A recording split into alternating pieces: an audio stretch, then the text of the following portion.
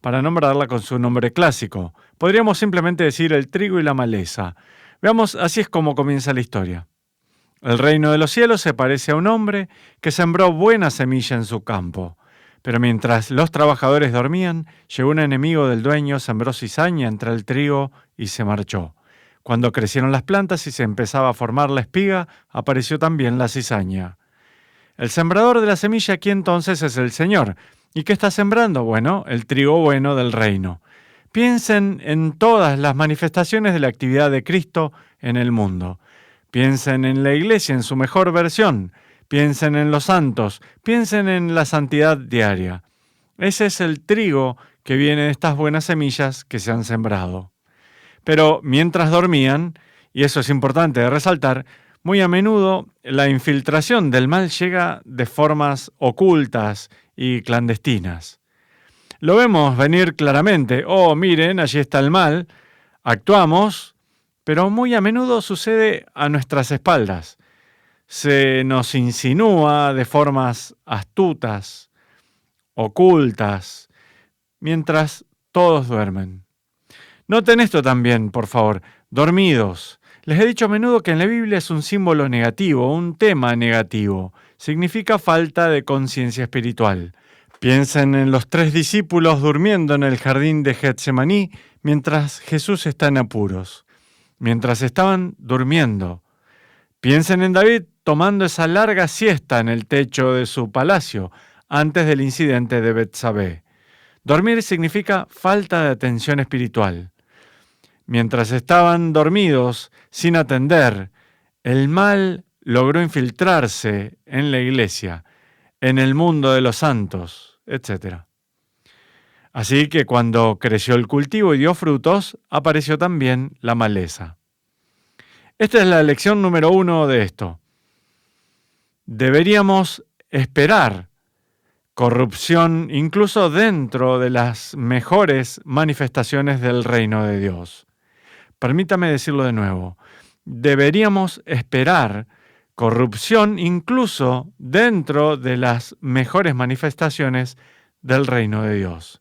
Recuerdo años atrás cuando era estudiante en el seminario Mundelein, teníamos este profesor maravilloso, ha partido con Dios ahora, se llamaba Charlie Meyer, Monseñor Meyer, y enseñaba historia de la iglesia.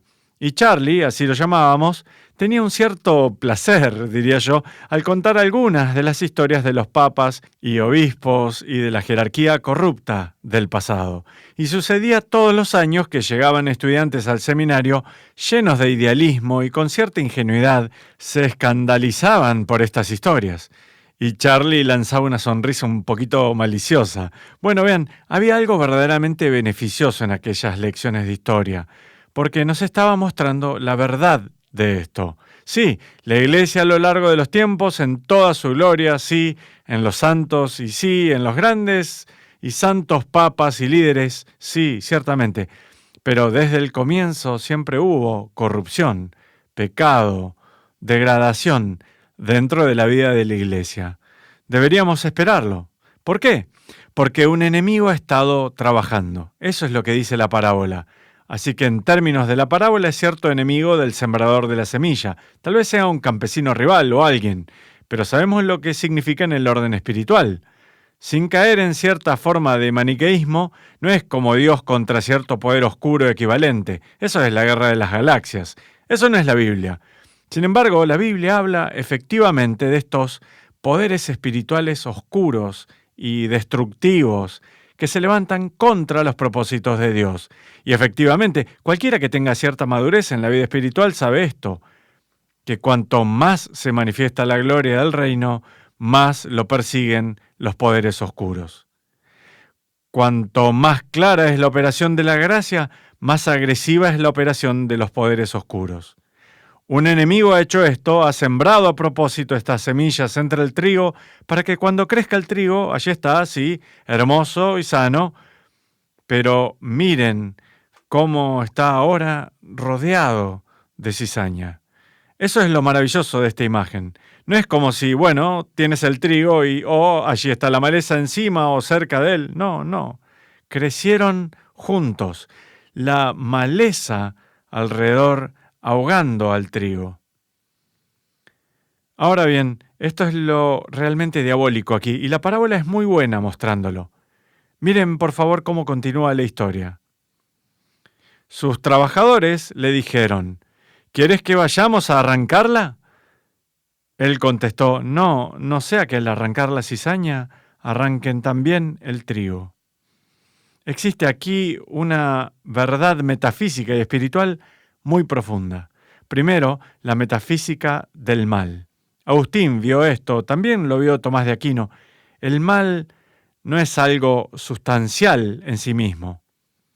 El mal es, tal como lo expresa Aquino, privatio boni. Es una carencia de bien, es una corrupción de lo que es bueno. Es una falta en algo que de otra manera es bueno en sí mismo. Les daré un ejemplo tonto de una caries en un diente. ¿Qué es lo malo en una caries? Bueno, es esta corrupción de algo bueno. El diente es bueno y tiene un propósito natural importante, y ahora tiene una caries en él, tiene una corrupción en él. Esto significa que el mal es siempre, escuchen esto, parasitario del bien. De nuevo, no es como si, bueno, aquí está el bien y allí está el mal. No, el mal por su misma naturaleza está dentro del bien. Es una corrupción del bien. Es parasitario, por lo tanto, del bien. O piensen en un cáncer que está comprometiendo un órgano. Bueno, el órgano es bueno, está haciendo su actividad saludable, natural, pero ahora lo está corrompiendo el cáncer. ¿Cuál es la consecuencia? Es prácticamente imposible querer llegar al mal sin amenazar, en cierto modo, al bien. ¿Ven el por qué? Si fueras un dentista experto y descubrieras, sí, hay una caries en un diente, bueno, permítame entrar allí y quitarla. Bueno, no funciona de ese modo. No vas simplemente y la quitas o haces a un lado el diente y luego luchas contra esa caries. No, la caries está en el diente. Y por lo tanto, si quieres resolver el problema de la caries manteniendo la integridad del diente, debe ser muy, muy delicado y cuidadoso. Hablen con cualquier cirujano, cualquier oncólogo que trate con un cáncer. Sucede lo mismo. Están enfrentando a un tumor que es parasitario de cierto órgano sano. Simplemente entre y extirpe el cáncer. Bueno, mejor que tengas mucho cuidado con eso. De acuerdo, desplacémonos fuera del campo de la fisiología. ¿Qué sucede con una parroquia corrupta? ¿Una iglesia corrupta? ¿Una comunidad corrupta? ¿Es mala la corrupción? Sí, por supuesto que lo es. De acuerdo, lo sé. Entremos directamente y quitémosla. Bueno, lo mismo que con el diente. Lo que sea que esté corrupto allí, digamos, sea una parroquia, es parasitario de lo bueno y saludable de esa parroquia. Tiene que serlo. Así es como funciona. Pueden decir, esa comunidad, cielos, está plagada de pecado y de corrupción. Sí, pero para quitarlo, sin destruir la comunidad misma, tienes que ser muy cuidadoso.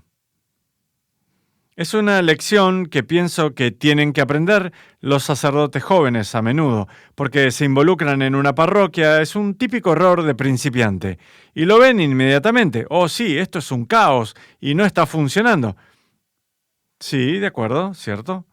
Pero el pastor sabio dirá, pero no puedes ir y arrancarlo directamente con las dos manos.